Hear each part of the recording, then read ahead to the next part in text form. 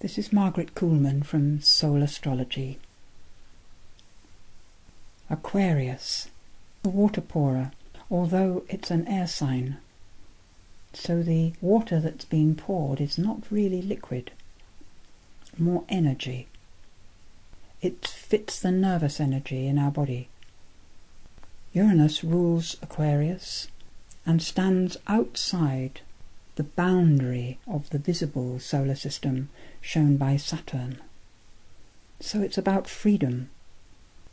Uranus represents the aspect of Aquarius which is about the ability to stand back in order to see the truth of things. This new moon in Aquarius is right on Mars, so they all make a trine connection to Saturn in Libra. Mars adds energy to whatever planet it connects to, and the energy of Aquarius is mental, being an air sign. In its fixity, it's more about the conclusions we've come to, the ideas that we hold, our viewpoints, opinions.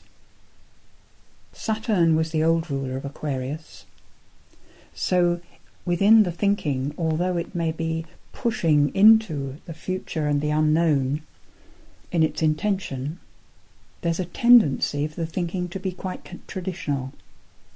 Once humanitarian principles have been decided, Aquarius wants to stick to them. So any discussion or contemplation of our beliefs about what's right and wrong is likely to have a bit more punch to it this month, with the Mars there as well. Trining Saturn, we could find ourselves wanting to lay down the law a bit. But because Saturn's going through Libra, we will get our instant lessons from the people we lay down the law to.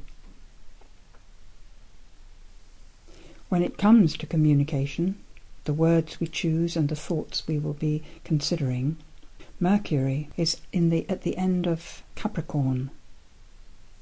So according to this chart for the month, we will be wanting to put these principles into practical effect.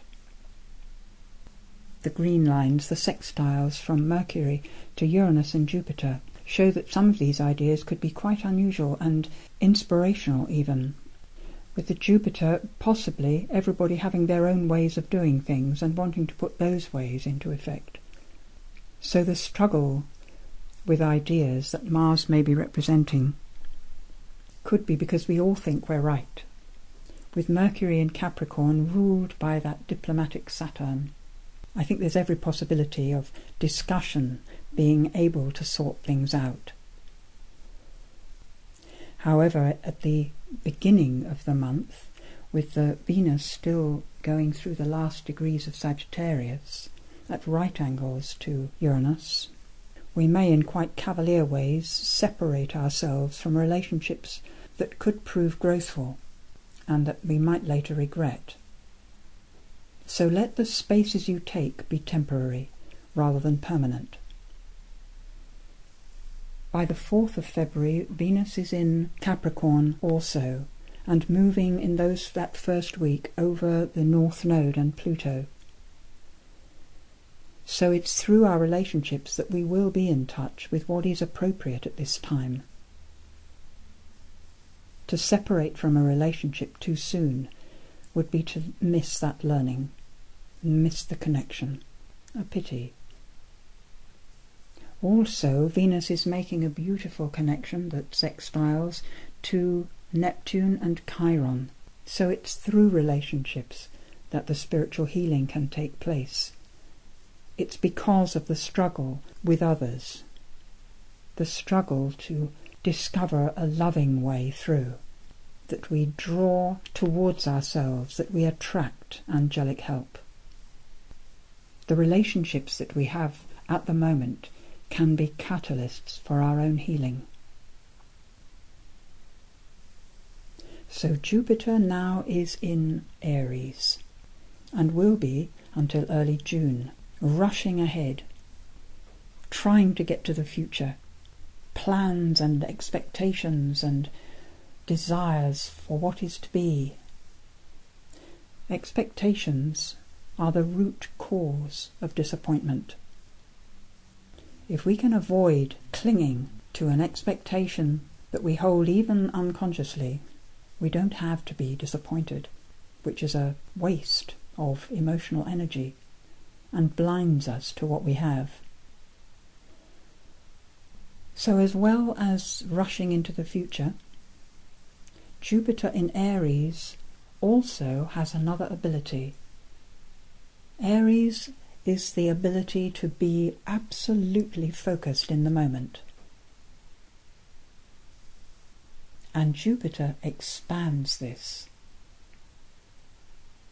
So as often as you can, try taking in those moments and allowing yourself to expand as much as you can, to include everything, all your struggles, all the problems of the world, all the beauty in the moment.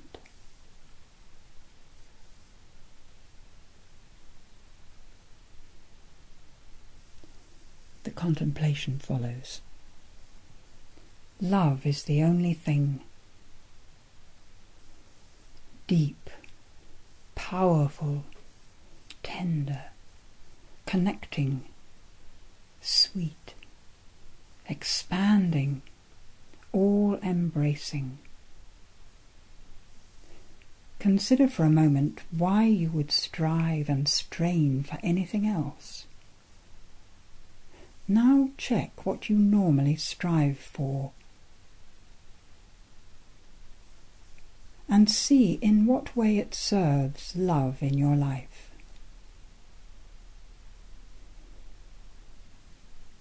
You may be surprised to find that love underpins everything important to you.